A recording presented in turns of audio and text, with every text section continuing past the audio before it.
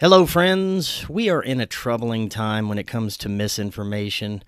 Here at Forbidden Knowledge News, I've always taken an unbiased, open-minded, and responsible approach to presenting my own theories, and the views of our guests do not reflect that of my own.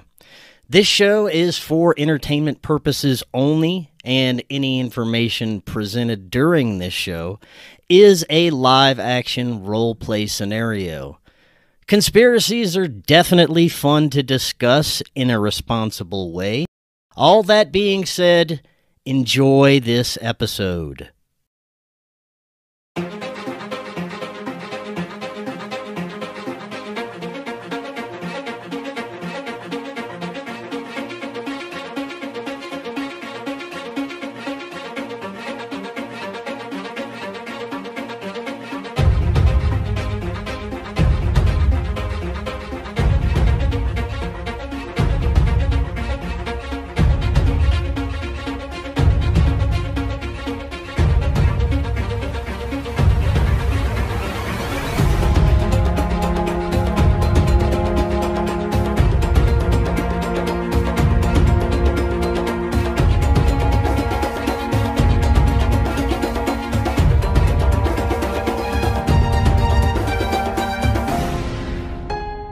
Welcome back to Forbidden Knowledge News. I'm your host, Chris Matthew.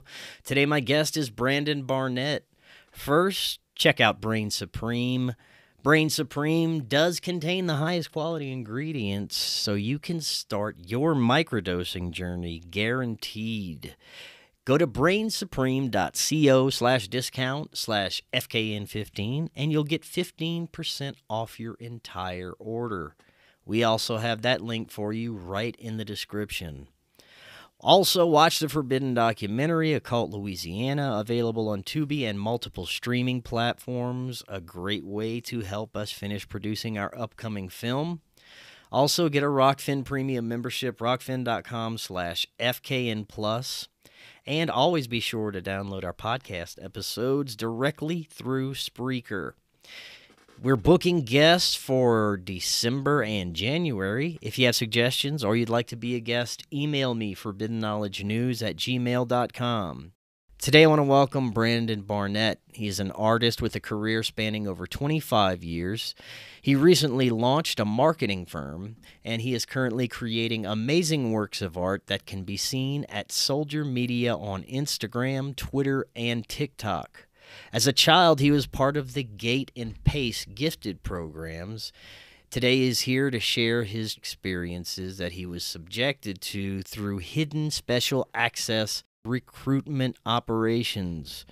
Brandon, welcome. How you doing? I'm great this morning. Thanks for having me on, Chris.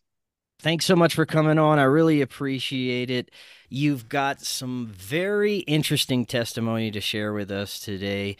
And doing the show, I've spoken with many that claim to have been a part of some kind of CIA or Black Ops special access programs, everything from mind control experiments to even assassin creation, secret space program.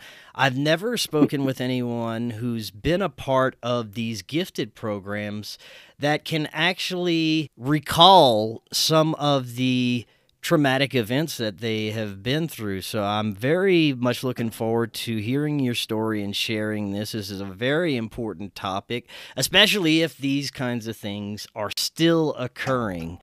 Before we get into this is your first time on, just tell us a little bit about yourself and your work.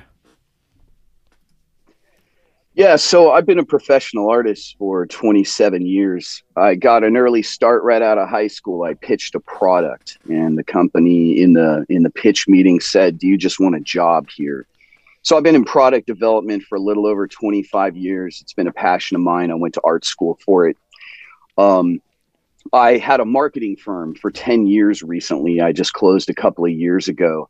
And I think that actually ties into my story. In fact, I think my whole career does. So I started my career in the exports industry, and I think that's going to be relevant in our conversation.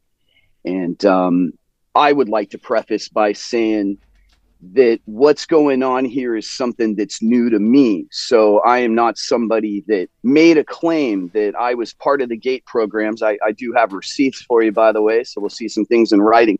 I'm not on a speaking tour. I'm not part of the UFO community. This is a genuine journey for me that began when I saw Joe Rogan say GATE program on TV. I was like, what in hey, that was my school program. So this started for me when him and Duncan Trussell did an episode together and talked about the GATE program. And I started realizing my career tied into it. So I'm hoping you and I have a very eye-opening conversation here, and I might get some good feedback from you, some additional information that you would already have from people that you've spoken to in the community. And I'm hoping that I get some answers today. Right on, man. Well, like I said, looking forward to getting into this. Tell us, as far as you know, how did this all start for you? So I have kind of an interesting life path, and I'm not saying that like I'm cool. I've had to sort of analyze it under a microscope lately. So where this began would probably be Alaska. It ties into my story that I was born in Fairbanks in 1979. Pardon me. During a total eclipse. And so you can look that up, the 1979 solar eclipse. It's well documented. It just happened again in 2017. And the reason I bring that up is it turns out that part of this GATE program began out of Alaska in the 70s. For me, it began in kindergarten. So when I said interesting life story, I hope it's not too tragic for people to be interested in. But part of my story is that my mom and dad met on the Alaska pipeline. My mom's first husband was a race car driver, so she knew how to drive trucks. She was up there making money on a CDL as a truck driver, met my dad, who was a foreman, and I was born in Fairbanks. But the reason that it matters is she left when I was 1 without telling my dad, moved to Southern California to a bad neighborhood, and said, if you want to see your son, you have to come here. So for me, I ended up in a Montessori school in kindergarten. It was called McKinley School, which is also relevant to the story, in my opinion. Now, for those that aren't familiar, what's a Montessori school? A Montessori school would be like a preschool and kindergarten that maybe your parents pay for, maybe is just offered in an area, but it's, to put it lightly, it's just sort of an upgraded experience. They pay a little more attention to the kids. It's a little more interactive. We had maybe better classrooms. So it's kind of like private school, I guess, because the parents might pay. And so I was tested in kindergarten. I got transferred to a special room in kindergarten. I have the receipt for that. And they said that they were starting a new class in kindergarten. So they wanted me to be in this special classroom. And when I was in it, I kept getting in trouble because I could read in kindergarten. And I kept reading a book called Corduroy. It's about a teddy bear that loses his button. Now, they tested you before they put you into this special class? I don't remember being tested in preschool. I don't know if it's teacher observation based, but in kindergarten, I was tested. And I actually still have the paperwork that says we'd like to offer the opportunity to place your student in a special program starting in first grade. And in Southern California, that wasn't called GATE. GATE was once you got into 5th grade, I believe. So it started as the TAP program, TAP.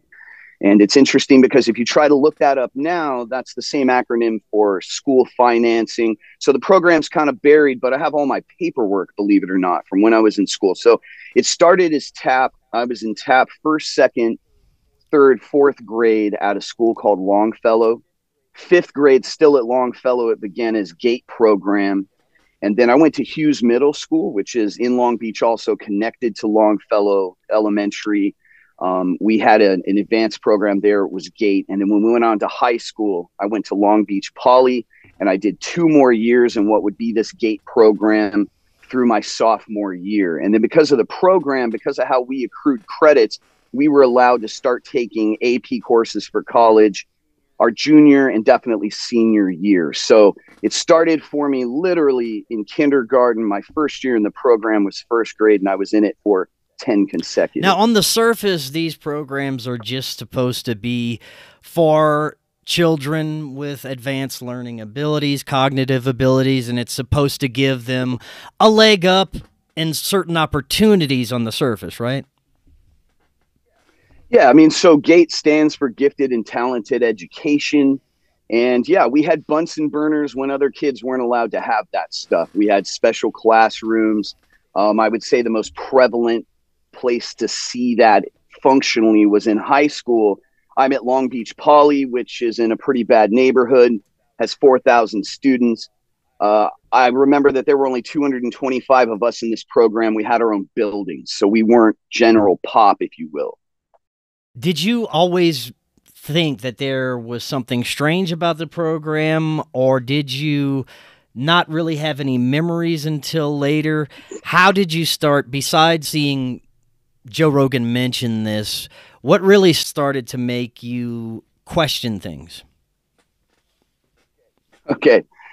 So when I closed my marketing firm, I took 25 years experience in Photoshop and Illustrator and being a punk rock artist. And I took that energy and I took this free time I had and I started making personal art for the first time since probably art school. When I did it, I started having an experience that was definitely unfamiliar and uncomfortable to me. And that experience was that I would go to make an ornate piece of art and I would make 10 of them. And I would look at the clock and say, that's not possible. I've been an art director for half of my life. I've been very serious, dedicated digital artist for over half of my life. And I would look at this amount of work and say, this isn't possible. And I noticed it was kind of an out-of-body experience. And it continued down a path where that started getting more intense to the point that when I sat on my computer, I would go to do things I wanted to do inside my Photoshop program, my Illustrator program, trying to achieve this art. And it was almost like my computer or my mouse or a force was fighting me. And one day I jokingly said, do whatever you want. And I'm not a Ouija board kind of guy, but I watched that mouse move around on the screen a little bit and it freaked me out. And a few months later, to directly answer your question, I had a vision, and I am not a person that has visions. I am not prone to such things. And to make it more meaningful, it was witnessed by a person watching it happen to me that I was describing everything I was seeing to. And after that, I started analyzing my life under a microscope in a way I never had and looking into my past for what might connect to this. And it was days later that the GATE program started popping up all over the internet, and it did mildly trigger something in me, and I started having flashbacks of interesting times. To the best of your ability, tell us some of the memories that started coming up. I definitely will. Do you mind if we start with the list of yeah, man, ways wherever you want to go with it. I say it that way because, see, this isn't something that I define myself by. I'm now fresh on this, trying to find out how much of GATE defines who I am, and I don't know it. And so I don't mean to lead the conversation, but what I'd like to start with, that list of parameters for who you had to be in the program. Have you seen this online? I have not. Okay, so there was a specific list of parameters that somebody posted online that said, if you were in these programs, here's who you were. And then they were all posing the question, how many of these fit you if you were in the program? Okay, so I have the actual list and I could pull it up. Anybody can find it. It's prevalent out there. But here are the ones that hit me, and it's almost the entire list.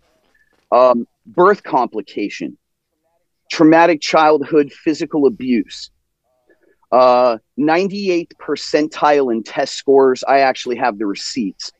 IQ over 130, near-death experience, particularly around water. And then here's the one that honestly changed my thinking. This is the one that just blew my mind. Is if you go back and read the documents for the doctor that formed the beginnings of the Gateway program for the government, this GATE program, This guy actually mentions two things that freaked me out. In the 70s, he wrote that these kids were going to have to be on computers and they would be meme wizards. And while the first hand-drawn meme was in like the 1920s, they didn't hit computers till 2000. This document was written in the 70s by my understanding. And if I remember correctly, it's on CIA.gov. I'll even try and give you a link or a copy of it. But if that was written back then and they knew that, that'd be one thing. But he mentions in the preliminary documentation for the program that these people were actually tested, the same group of gifted they're looking for, back in the 60s. So his program was standing on the shoulders of someone. And he mentioned that they from the 60s were monitored their whole lives. And here's what I was leading up to, is on that list of parameters, it said that the people in the program, the males, would at some point in their college years date a Jewish art student, have a girlfriend that is a Jewish art student. That's pretty specific, man. It's pretty specific if you're writing this ahead of time. And when I first heard it, I went, oh, weird, that doesn't fit the list. And then I realized I read it wrong. It doesn't say that she would be in art school with me. It doesn't say that she would be at a Jewish school and be an art. It said that she would be Jewish and an art school student. The woman that I married, my first wife, she was Jewish. I celebrated with her family. I learned the traditions, and she went to FIDM, School of Art and Design out of LA. Shit. It's the big one. Wow. What are the fucking chances? And Chris, I had to ask myself, bro, in real life, I had to ask, is my life scripted? So you mentioned something interesting, and I was speaking with a guest the other day. It wasn't about anything having to do with this, but he had mentioned that he was born in the caul, which means he was born in the amniotic sac, and now he supposedly has strong psychic abilities and is able to channel and all these things. And there seems to be a direct link to childhood traumatic experiences and something these people are looking for. Something, maybe it changes your perception, maybe it activates something differently in your mind, but they seem to have a strong interest in, like you were saying, people's near-death experiences, traumatic births. It's very interesting.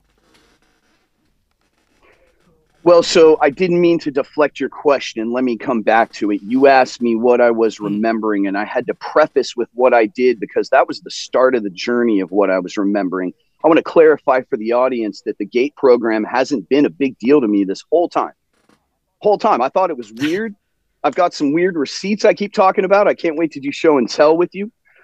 But the reality is that this wasn't defining me. It wasn't something I thought about.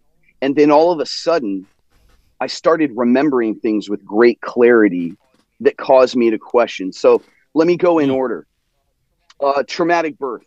It wasn't traumatic to me, obviously. I don't remember that part, but my dad always joked about an argument with the doctor because I was in there wrong and they had to pull me out with forceps, and he was arguing with the doctor about it. If you look into it, because I've done therapy several times in my life, I currently am in therapy, and not because I'm a broken person, but because on this mental health journey and remembering these things, I wanted some guidance with how to evaluate them. And apparently that stress right at the moment of birth can actually change somebody.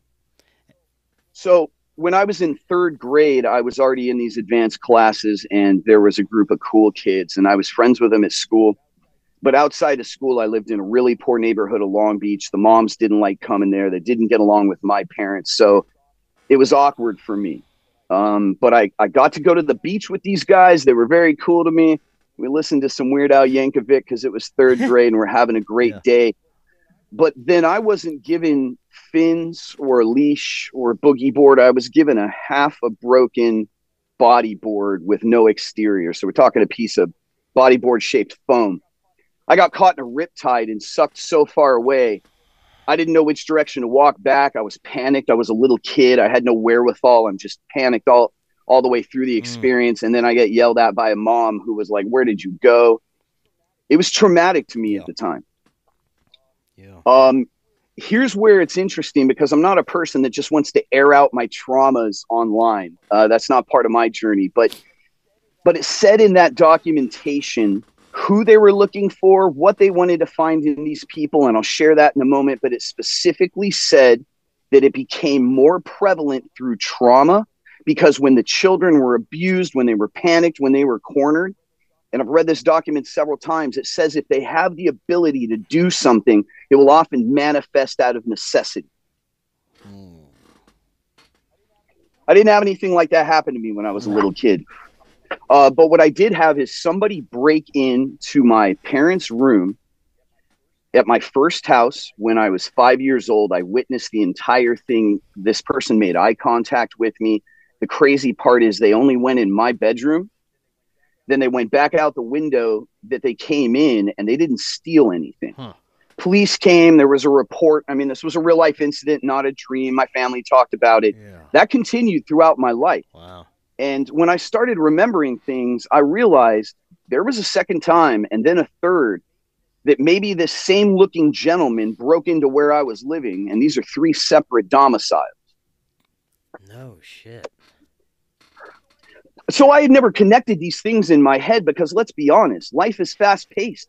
We got things to do. I was running a marketing Honestly, firm. bro, I don't remember. I'd say 80% of my childhood. I couldn't tell if it's trauma or what. I think I had a pretty decent childhood, but even I can't remember shit. So I get it, man. It's tough to recall a lot of that.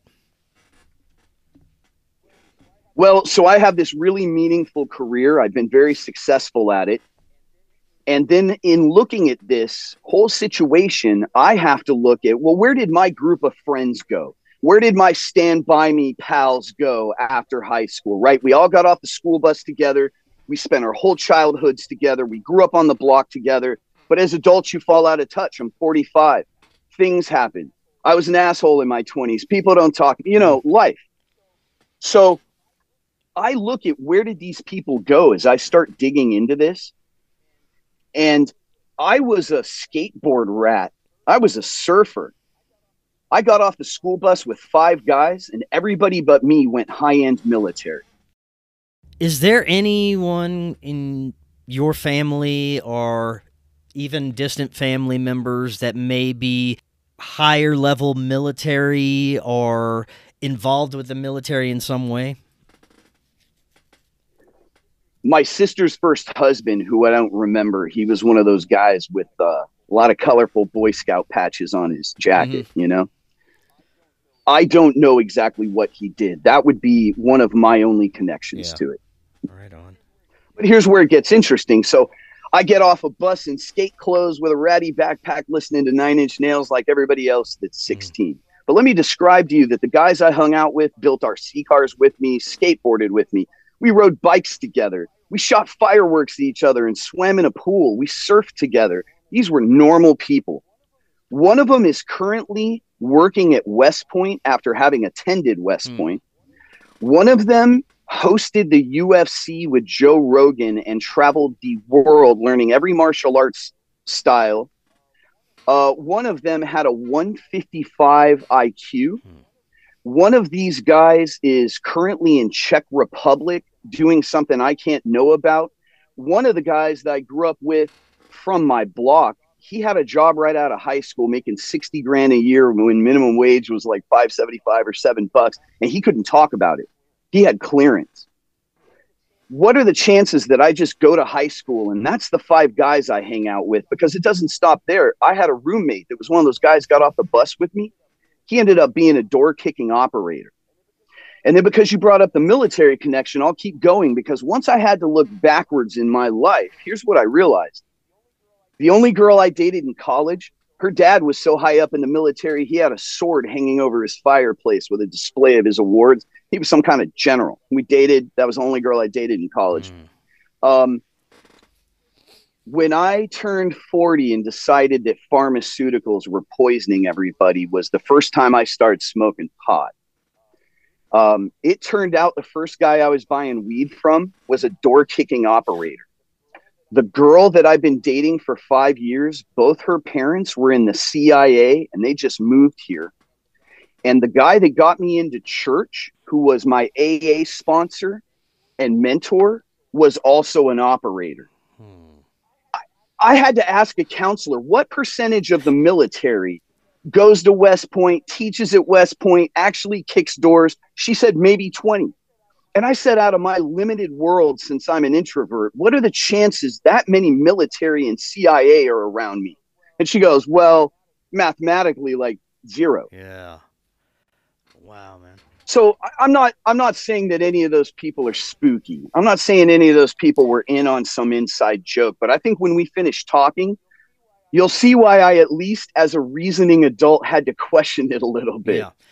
There are a lot of these things that people like yourself who have been involved with a lot of these programs tend to have people placed in their lives, to maybe handlers.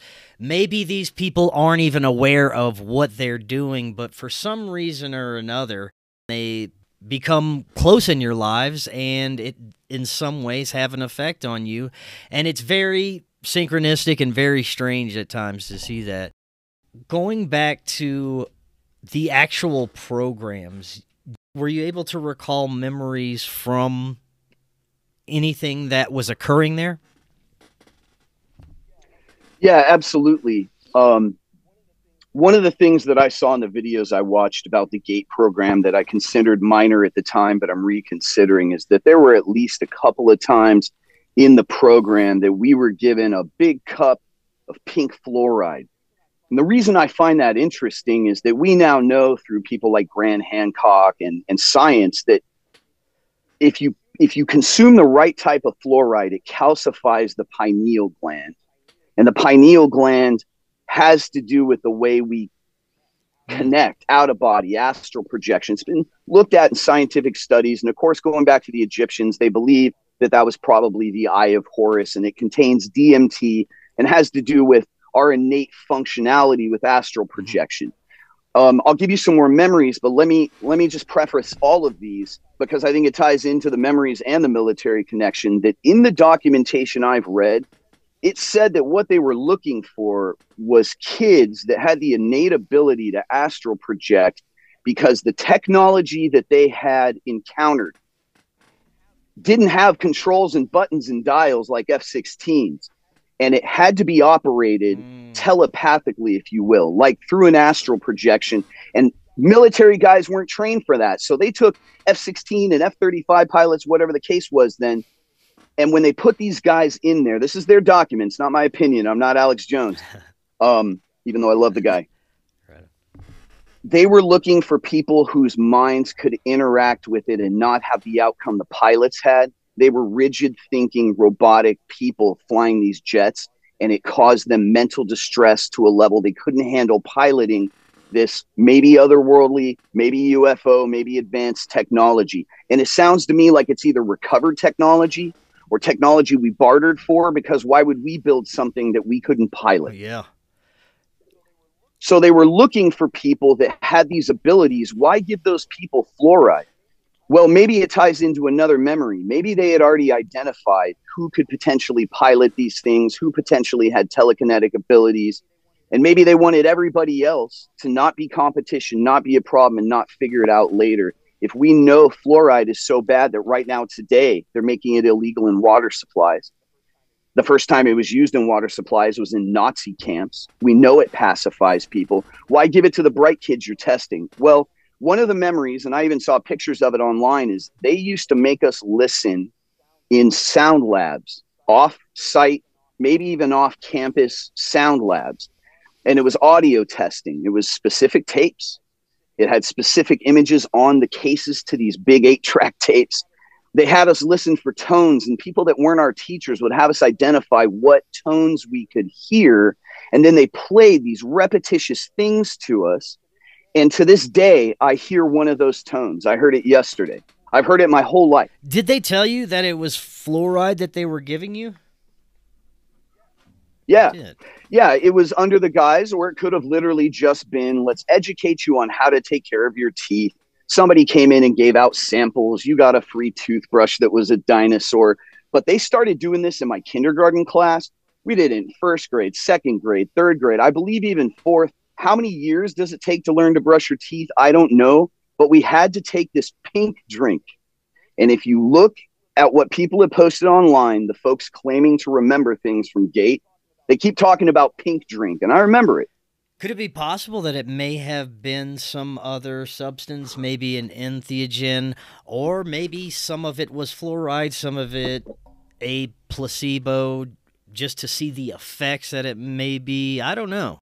Well, let's go deep on it. Pardon me. I never suggested to any of my friends that I was ever in a CIA program. I never thought of it that way. But when I read the documentation, it's pretty clear that under the umbrella of MK Ultra, for national security reasons, they wanted to manage intelligence assets, and they considered high intellect, high test result driven people to be part of national security. So these programs were started to identify those folks. If we could talk for a second about a memory, I think it ties it all together. Yeah. So let's go deep for a minute, because I think this explains the drink. In the documentation I've read recently, it connects to this memory because it says in MK Ultra, but it says specifically in this program, some of the kids could be exposed to, say, LSD. It lists other things, and I'm sure they have other things. But we know factually now, through Freedom of Information Act, Congress has discussed, MK Ultra was, of course, real. No one disputes it. And they did test using LSD. One of my strongest memories in life, and to answer your question, from those times, I have a repeating dream. And you have to wonder if they couldn't give kids at school a delay reaction substance that affects you in your sleep, that affects you later that night. And who would believe a kid? Kids see weird things, talk to imaginary friends. They have weird dreams. So you go to sleep, you wake up screaming, your parents tell you to go back to bed.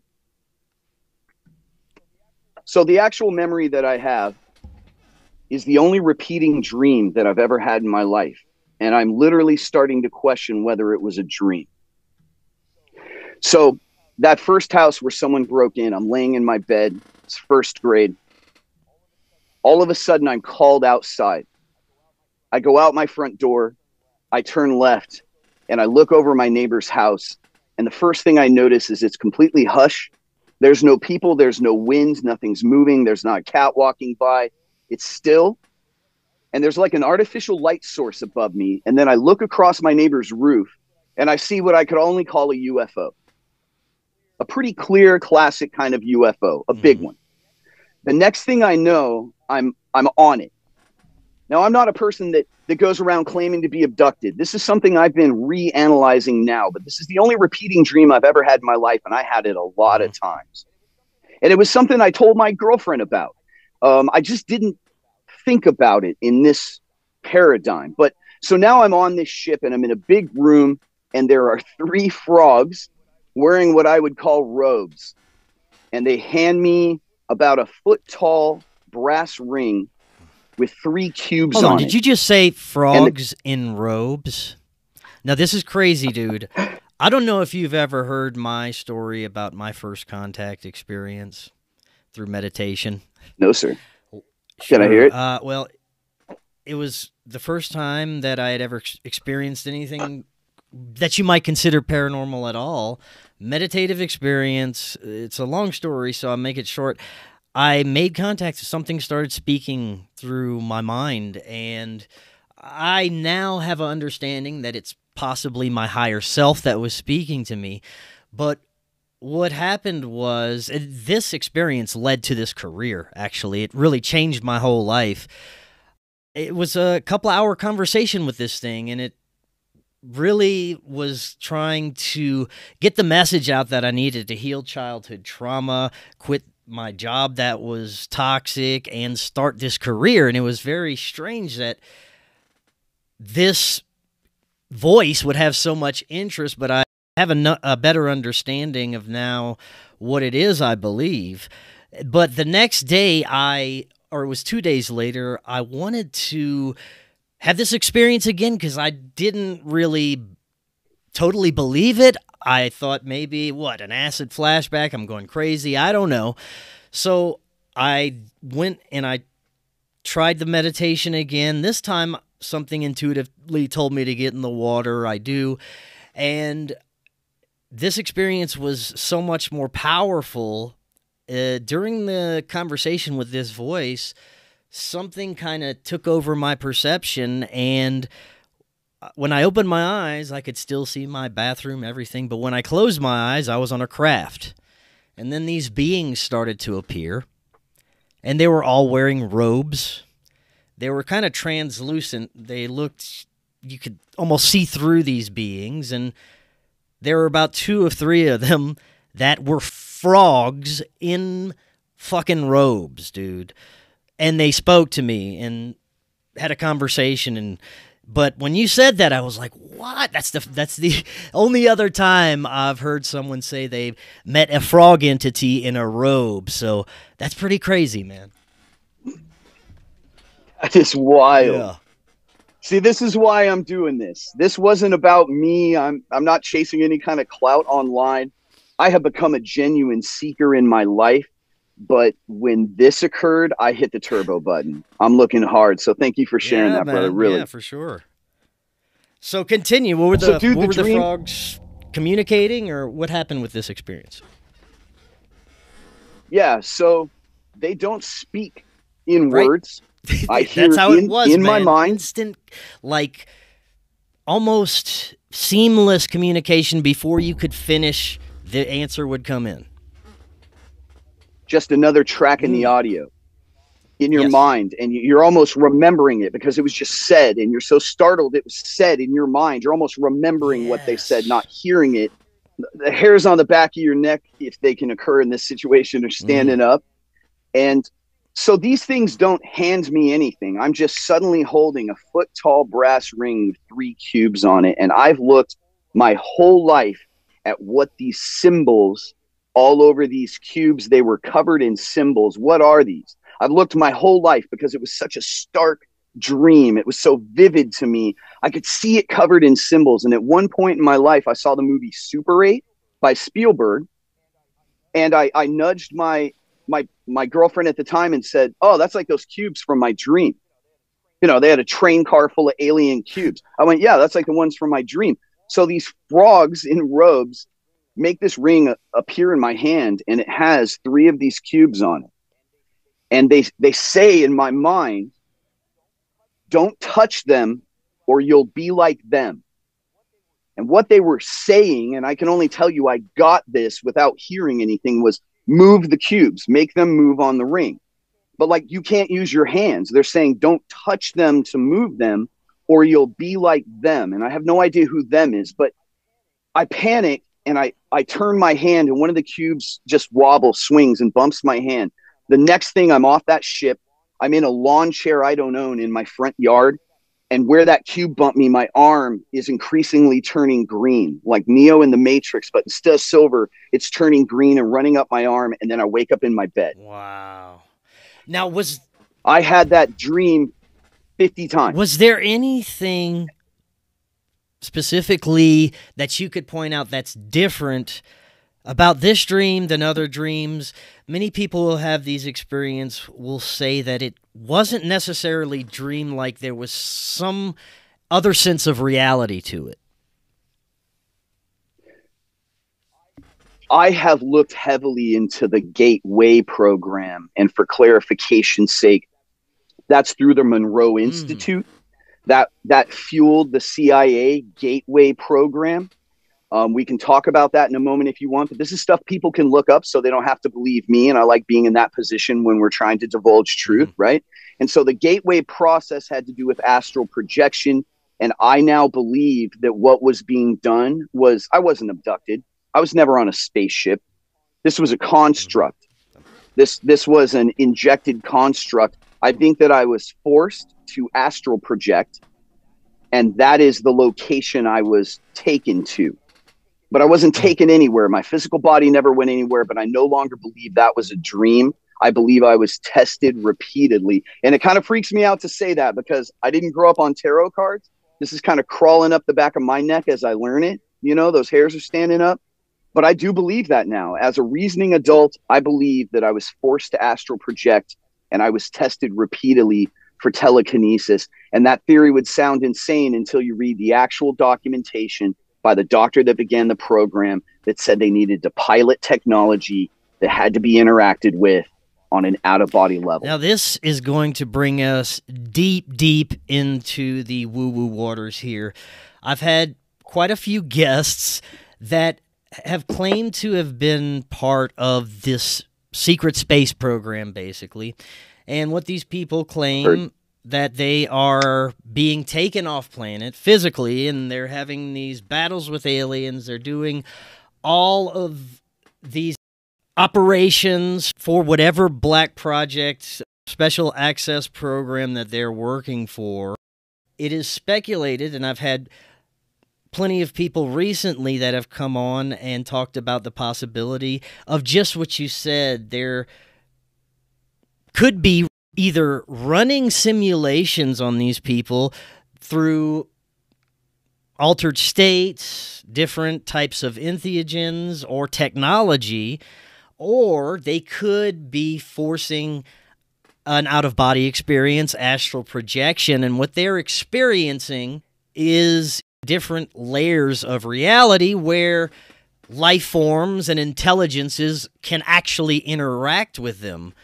And I lean towards that because I do believe that outside of our perception, there's an ecosystem of life forms and intelligences that can interact with us. And it's possible that what's happening here is these people are being groomed and trained to be able to essentially carry out missions in these different realms, which is totally sci-fi insane, but I think it's a huge possibility. Do you believe in Inception? Just like man. The movie that an idea could be implanted in your mind? Okay. I promised you a fun conversation. Are you ready to go deep, get spooky as hell, and even talk Marvel movies? Man. Okay. So let me, to be respectful to you, say I apologize for the smoking. This topic actually gives me jitters. It's all good. Thank you for letting me be casual. It makes me nervous because I get these little flashes in my mind that I'll clarify in a moment. But okay, so I see 3 cubes on a ring I'm supposed to move with my mind. The Air Force has a program running to find telekinetic people that can interact with technology. Well, what type of technology? Why cubes? Let's fast forward to we're Generation X. This is the X-Men era. We all grew up on X-Men movies.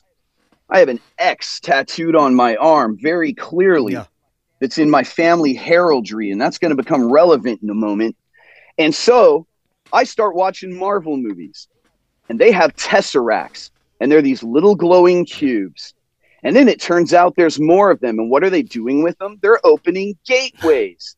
And things are coming through the gateways. So then I watch DC movies. Well, let me see. If you're competing against the biggest franchise in history, are you going to try and steal their storyline? Of course not. Like, you're going to do something competitive. There's so much material for DC. But what do they write about? 3 cubes, the mother boxes that open gateways.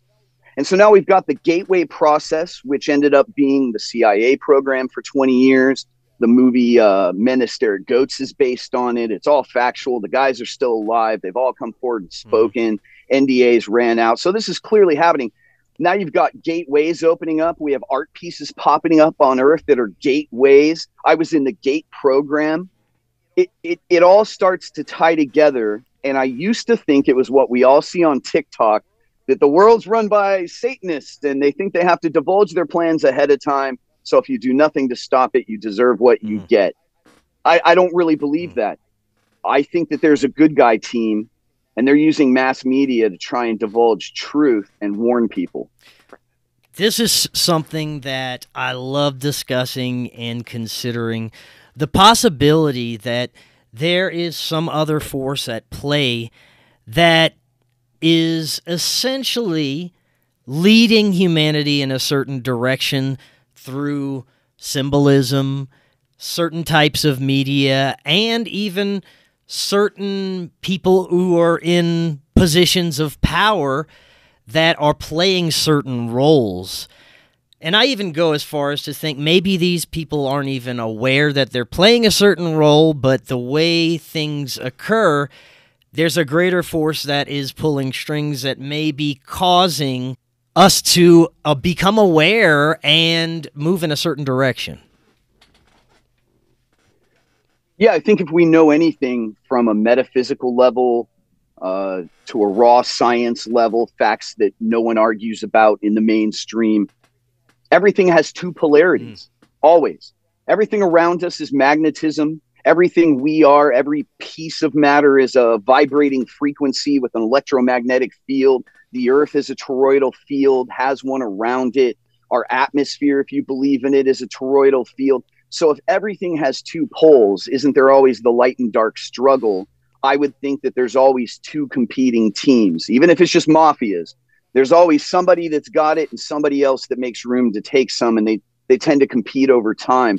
I have to at least consider, with all the information going around today, that there is some kind of mass awakening happening, like how a slime mold learns, and our organism on a physical scientific level is adding information to the place we all draw it from. I believe in the Akashic record or source or whatever people want to call it.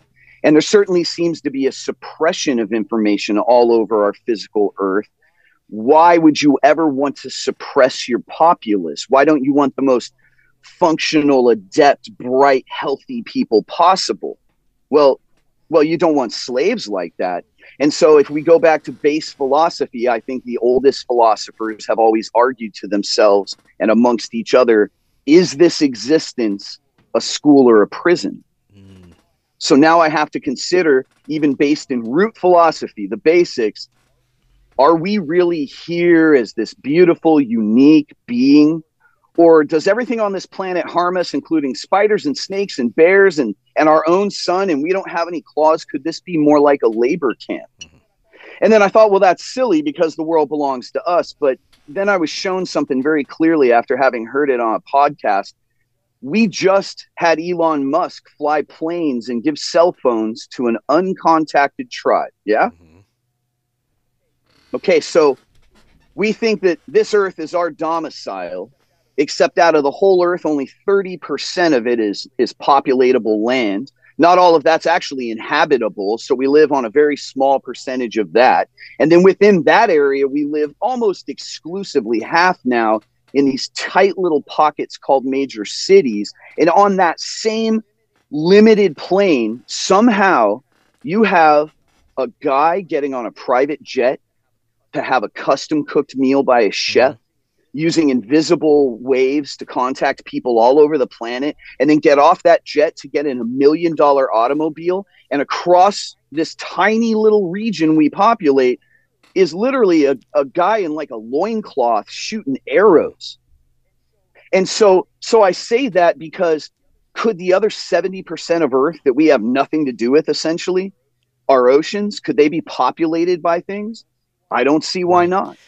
There is this emerging consensus that for centuries humanity has been subjected to a rulership by anti-human, at least, people, or maybe not people, but this rulership that keeps us under control with anti-human ideologies, war, illness, all the things that we struggle against right now. We have this group of people that have basically enslaved humanity for centuries. I've been speaking with many psychics, intuitives, channelers. You can say what you want about a lot of these people. I do believe there's a lot of frauds and scammers out there, but I think there's people who have genuine connections. But it's very strange, the overwhelming consensus that has come out of the psychic community and people who are genuinely tapping into something, that we are reaching a time period where whatever this dark force is that had control over humanity for centuries is coming to an end. And that's what this awakening and waves of awareness crossing the planet really is humanity is breaking out of this matrix system that we've been subjected to. And what we're being presented right now is different polarities. In a sense, it's a test to see what we gravitate towards. If we're going to adopt the anti-human, pedophilic, satanic ideologies, or if we're going to reject those things. I'm very optimistic to see that it seems like there's more people rejecting those things these days than embracing them. I agree with you. And let me ask, how are we on time? We got about, I usually go 60 to 90 minutes, but yeah, you got about 30, 40 minutes if you need it. Epic. I'll get right to the points then. So to respond to what you just said, I'm in full agreement with you.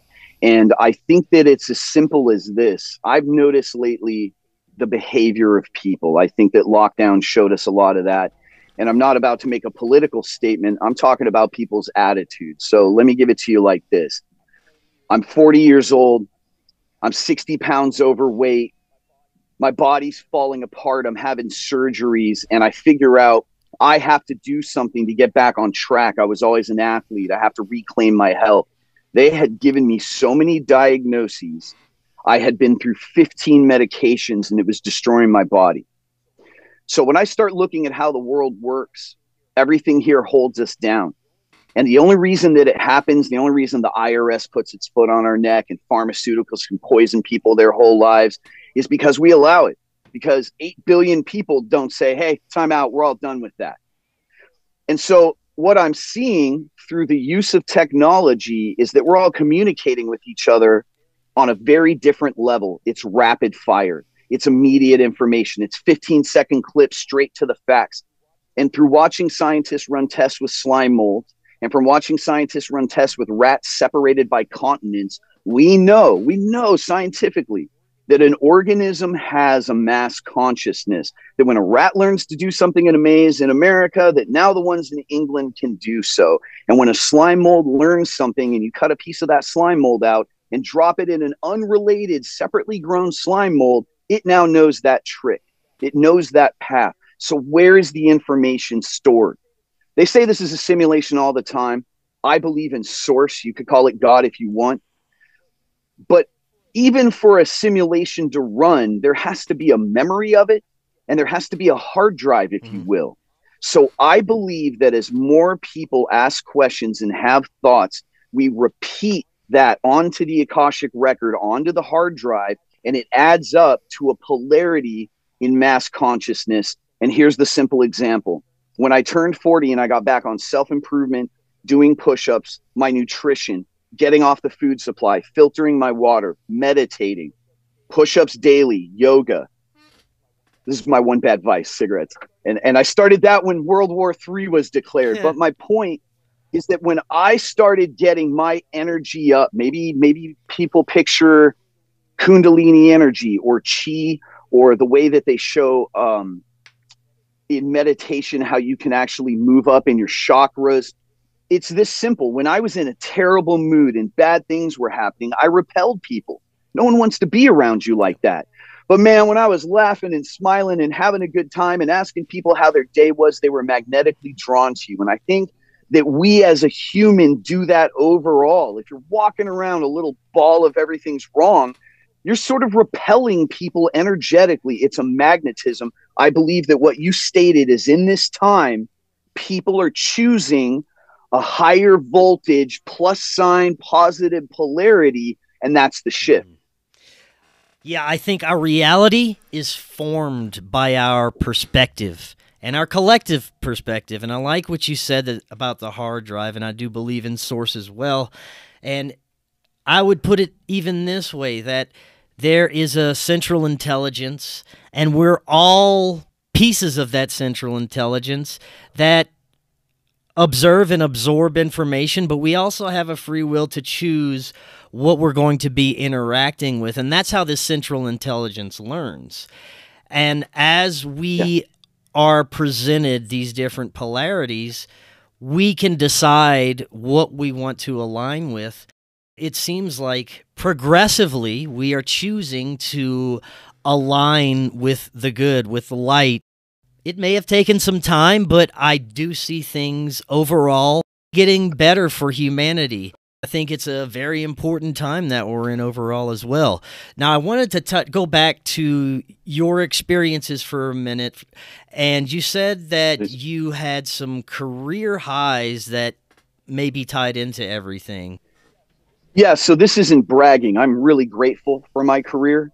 But there were a few moments in my life where it felt like doors were held open for me. And I wouldn't talk about it as though I've been blessed, as though they were guiding it for my success. And I'm not a wealthy guy. I'm just a regular graphic designer, man. That's what I do, is marketing. But I come up with an idea, and it was the first time I remember the idea just sort of being handed to my brain. I'm 17 years old, and I invent a dual viscosity skate wax. I drive my dad crazy, ruining the kitchen, melting crayons and canning wax and coming up with a formula. I talk to manufacturers, distributors. When I turn 18, thinking they'll take me seriously at that age, I go to the biggest skate distribution. It's in Southern California. I pitch my product, and they say, "Do you want a job here?" Now I'm working with OGO bags. I have my own backpack line. Now I'm redesigning big lines in this skate industry. I'm up the street from World Industries, which are some of my heroes. I'm in iconic Huntington Beach. I'm selling products all over the world, protective gear, my own line of gloves and helmets. It's like the doors were held open. So then I go to art school. I get a call. "Are you still doing what you do?" My ex-boss became a Hollywood movie producer. He brings me out to his new movie studio. He sets me up with an investor, and I have a clothing line come out. And it made it all the way to mannequins in Pacific Sunwear. My friends are taking pictures of your clothing lines in the mall. There were these crazy career highs, but that's not what it said in the paperwork. The reason I was looking at those is it talked in the paperwork about these people, meaning me, having to be subjected to lifelong traumas. And every one of those opportunities, including I stood in the boardroom at Hasbro and pitched a game 15 years ago that's now a major part of the gaming community. Every one of those was taken away from me. Everything I ever built got stripped away. You could say that's any entrepreneur, but there were enough unexplainable tragedies that came out of the blue that I have to wonder, after everything I've read, like that they could map out a very specific person you date in college. Is the idea of inception possible? And is part of my life scripted? Because you said activated earlier, and in that paperwork, it said they were going to identify and manage intelligence assets to be activated later when this technology was needed for defense. You believe it could be possible that there are different intelligence factions that have different objectives, possibly good and bad. Some of these are grooming children to be possibly working for the dark side, for dark intelligence operations, but there's also this other side that may be targeting children, but to essentially place them in positions that could make change for the better. Yeah, so let's talk about the UFO conference in front of Congress yesterday, and I'll wrap this in 1 minute. So we now have whistleblowers saying that Roswell was actually factually true, that we recovered a craft, that we then engineered some type of technology that can knock unidentified craft out of the air, that we have several of these, and that we have learned something from the technology, and the government has spent billions of dollars on it and covered it all up. This is now coming out in front of Congress. It's on MSNBC yesterday morning. I mean, this is happening in our real lives. The government has downed craft nobody on this planet we're aware of built. Here's what I think happened. We start downing craft, and eventually somebody shows up and says, "I want that back." Yeah. Yeah. Right? Hey, maybe I want my friend back. Maybe they're claiming they have bodies, right? I want this person back. We recover ours. Why wouldn't more advanced people? So I want this guy back. So now they're communicating. We can't do anything about it. That scares the shit out of the government at the time. And so they say, "Listen, you give us what we want and we'll give you something." Now you've got a little alien technology. Now you're talking to somebody from somewhere else and you have open communication. And if I'm thinking like a war general, my next question is, how do we kill it? If we had to fight it and it was able to just come here and do this and talk to us and they're around, what if we ever had to face them?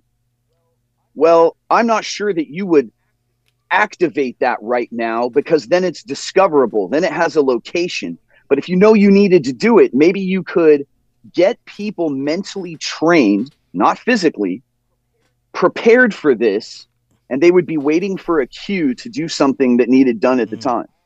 I have to consider it. I've got different perspectives on this question, and that is, do you believe that these programs are still in operation? I've heard that some people say that they are not, that they've already served the purpose, and it's now about implementing the people who are in the programs, and some believe that it's still going on, but just in different ways. They have different types of technology. They don't need the children to be physically there anymore. They can enter their mind in their dreams and activate this stuff. What do you think? Yes, I believe it's still going on, because why wouldn't it be? Okay, let's be honest. The government tries to soak up everybody they can. Everybody that would be a usable asset, of course they want. Why wouldn't you? The elites consider us a bunch of eaters and breeders. So if there's any bright ones out there, these are going to be house workers. And so here's the way I see it. If it was running in the 60s and it was running when I was in it in the 80s, I would say, yes, of course it's going on. But here's what I think it really is. If they're not going to work for us, we don't want them to be a problem.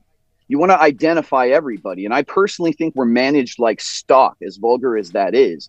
So they want to know what serial number could benefit them in what way, but also who would be a problem. If you're not an asset and you're really smart, you might compete with us. You might discover plans. They want to know people's morality and values as well, because what if you do work for our team, but you got a problem with what we're doing and you divulge information? So I think that what we have going on with countries is essentially a mob war to hold power. And different countries are different mobs, and some of them look like enemies and aren't. And they need to know who would be capable of making a difference or swaying opinions. And I think that ties right into the program, because in the paperwork it said that we would have to be on computers and then we would make memes. We would be meme wizards is what it said. Okay, I was in poor neighborhoods my whole life. Only my dad worked. We never had new cars. But when I'm 7 years old, I get a home computer and a programming book, and I'm coding. Wow. When I turned 14, my dad I had furniture with no legs on the chairs, and this guy buys me a full workstation, top of the line, new computer again. And right now today, if you go look at my Facebook, there's no pictures of me. There's no pictures of my family, my cats, what I ate for lunch, none of that. There's like 500 pieces of detailed art that's anti-establishment, anti-pharma, anti-big government, and has messages I felt were channeled through me about AI, technology, and wake up. It's pretty strange, man, that it fits this narrative that they wrote in the 70s, and it continues to make me feel like my life is scripted. Yeah, this is so interesting, man. I've got one more question for you before we close out. It's a very strange question, but do you often notice sequential numbers on a clock at specific times? Absolutely. It's only started occurring to me. Yeah. And I noticed it because I was in church for 5 years as a Christian believer, and I'm out now, if I could state it that way. But someone told me the Bible was so beautiful because it was so immaculately written, and that's why gematria is important. So I studied the Hebrew language, and it's strange for me because my name in the gematria calculator, in English gematria, my family was knighted in England. That was the heraldry. My name is 888.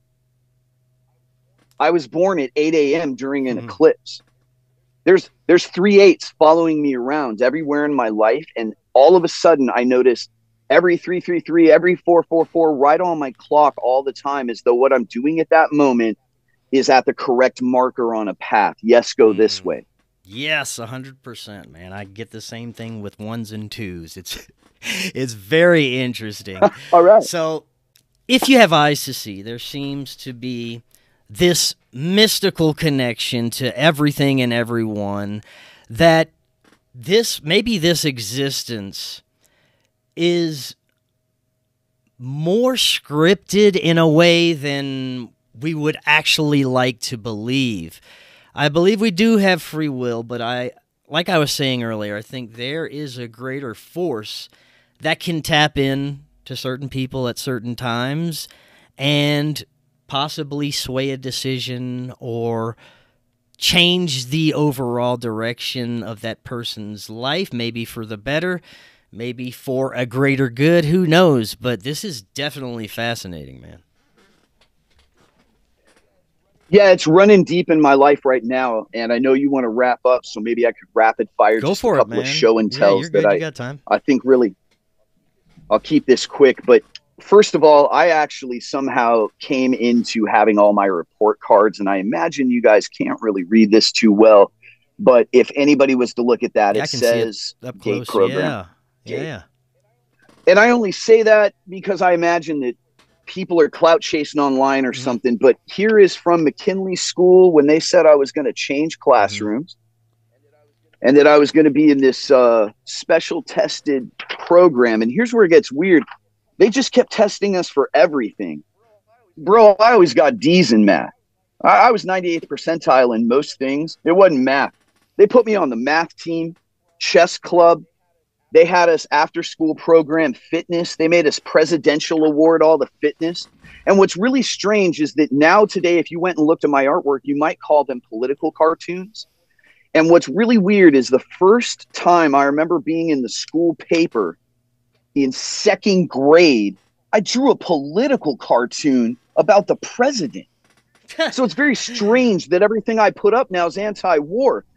And see, the other thing is that later in school, in like second grade, they made us play all the time in the computer lab. And I say play because it sounded fun to kids. But part of this conspiracy with the GATE program ties into that game Oregon Trail.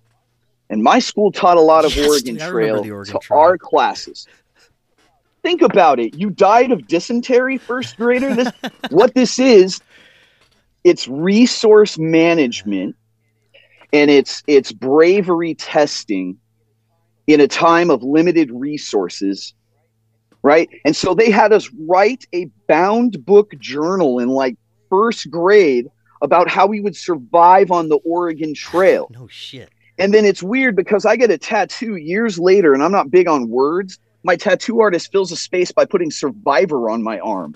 I didn't like have cancer or anything. So then it's really wild, bro, because when I get into college and I start designing, my line that they just called me and said, can we basically put it in the mall for you, came from a guy I had done a very specific logo for. I found that logo that I based mine on in a printed book in the Huntington Library. And now today, this flag I have hanging up, I see every day on the news because it's the Iranian flag center logo, that red mark in the center. My college design was based on it. A clothing line I did was called Genetics. Now all we hear about every day is RNA. My line that went into the mall was called Carbon 14. That's a very specific type of carbon we use for carbon dating. And I think we're finding out our whole timeline is a complete farce, a total lie. So then to finish up my show and tell, I began in church a project called the Soldier Project. I work with a girl that I won't tell her story because it's grotesque what was done to her. But out of her story, I end up making rubber bracelets. And the first thing they say is soldier, and I spell it S-O-U-L. This isn't a plug. It has I am right on it, just like source. And then later in my artwork, I start making pieces I'm given, and they say I am. And you'll see them. Look at her tagline I borrowed. I was built for this war. I wasn't in the military. I'm not some gung-ho guy. I've been wearing a bracelet that says soldier under a flag that says soldier with a skull and crossbones on it that contains an X, down with all crowns. This is memento mori. And then that turns out to be the Skull and Bones actual motto. I didn't know that. I didn't look into spooky stuff. This is from my college days. So my artwork, my companies I formed seem to tie into this narrative, even to the point that I've been lugging a classic car around for 25 years called a Nova. And soon, right now, anytime, there's about to be the first for many lifetimes and many more to come. We're going to see a Nova in the sky. And the last time it happened was the Carrington event. The Carrington event that wiped out all the telegraph cables on Earth. The History Channel's been saying if we ever have another Carrington event, it'll be a lights out blackout. Wow. It seems to all be connected, and here's the last part of it. So when I'm a kid, the dream about the frogs. Frogs are reptiles, or they look like them. Maybe I have that wrong scientifically, but in that realm, I become, as a kid, a fan of Ninja Turtles. And you think, well, so what? Well, I have a 4-foot Michelangelo statue in my studio that was a fun gag on my podcast. You're going to see where this is going. When I was a little kid, there was a painting of St. Michael watching over me, and tapes were played for me at night, repetitiously. I don't remember what was on the tapes. I remember some classic music. I remember some 50s music. But later in my adult life, as I'm doing other things, I get gifts for our shows. I buy jewelry. I end up with 4 pieces of jewelry given to me. One of them, St. Michael. One of them is the symmetrical cross that turns out to be St. Michael's cross, St. Michael's sigil. I'm not only wearing these. The first thing that I was obsessed with as a kid was Voltron. And that symmetrical cross is right on his chest. I'm sitting next to a giant, expensive Voltron also. And St. Michael, my Ninja Turtle, is Mikey. It's Michelangelo. And then I go pull this necklace out of my box. These are all unrelated pieces. Are you kidding me? There's the same exact piece I didn't even realize was on my ring. It's the cross on Voltron. It's St. Michael. And I got a 4-foot Mikey statue watching over me. Yes, dude. Maybe I'm just putting meaning where there isn't any. But after what I've experienced lately with the contacts and the single vision I've had, I'm starting to feel like something somewhere else wants to talk to us, and we have to let that in.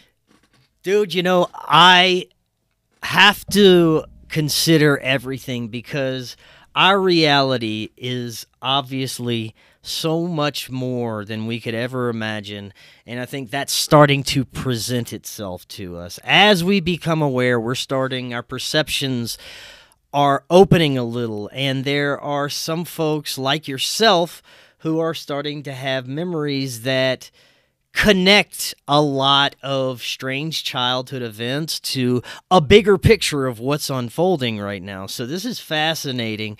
Brandon, before you go, I hope this encourages other people who were in similar programs, having similar memories, to start talking about it, to start presenting the information, and I'm sure they'll want to learn more about you. So where can they do so? So if you want to check out my artwork, it's under Brandon Barnett. That's Barnett. And that's on Facebook.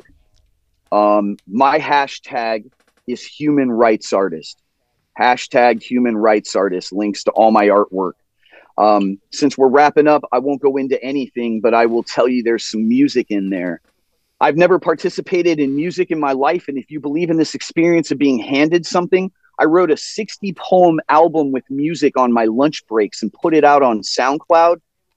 It was a wild experience for me, so I'm not trying to get people to listen to my music. I'm telling you, this was just a moment for me. Something was handed to me artistically that helped me learn about myself, and it's wild it exists. So you could check out my art. You could check out my music, and we used to do some shows you'll find on YouTube. I sent you my links if you want to post them, Chris. Have those in the description. And people are welcome to email me if they want to, man, so you can put that in the link. Awesome, Brandon. Thank you so much. I'd love to get back with you in the future. There's a lot more we can definitely get into.